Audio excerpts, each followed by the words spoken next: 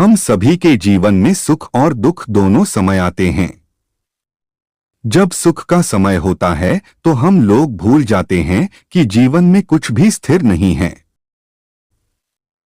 सब कुछ परिवर्तनशील है और एक दिन बदल जाएगा। अगर आप भविष्य में दुख का सामना नहीं करना चाहते हैं तो अपने वर्तमान में भूलकर भी यह काम न करें।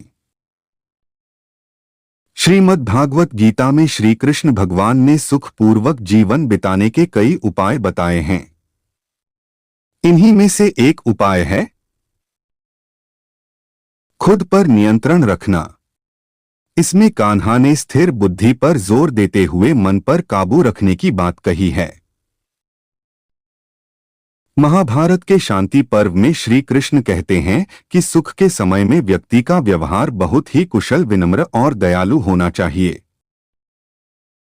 हर किसी की यथासंभव मदद करनी चाहिए।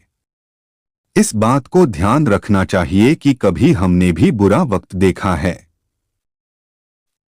इसलिए दिनहीन व्यक्तियों को भरपूर सहयोग करना चाहिए।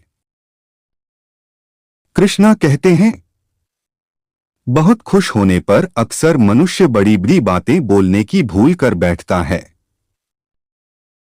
इस कारण आगे चलकर उसके ऊपर अपने कहे हुए शब्दों का पूरा करने का दबाव बना रहता है।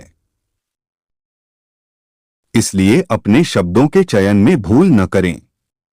इसलिए बहुत ही सोच समझ करके बोले। महाभारत के इस श्लोक में यह भाव भी छिपा है कि भविष्य में बुरे परिणाम से बचना है तो व्यक्ति को अपने अच्छे समय में संयम के साथ आगे बढ़ना चाहिए। इस समय में वाणी और व्यवहार पर नियंत्रण अत्यावश्यक है।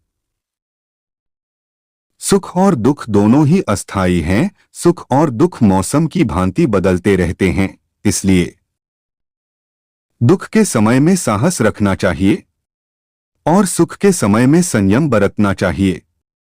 सुख और दुख दोनों ही मानव जीवन का अभिन्न अंग हैं। जीवन में कभी दुख को आना तो कभी सुख को आना स्वाभाविक है। इसी का नाम जीवन है। जब यह संसार ही स्थायी नहीं है तो इस संसार की कोई वस्तु अर्थात धन, संपत्ति, पद, प्रतिष्ठा कैसे स्थायी हो सकती है। आज आपका है तो कल किसी दूसरे का होगा, परसों किसी तीसरे का होगा। प्रकृति का पहिया सदैव घूमता रहता है।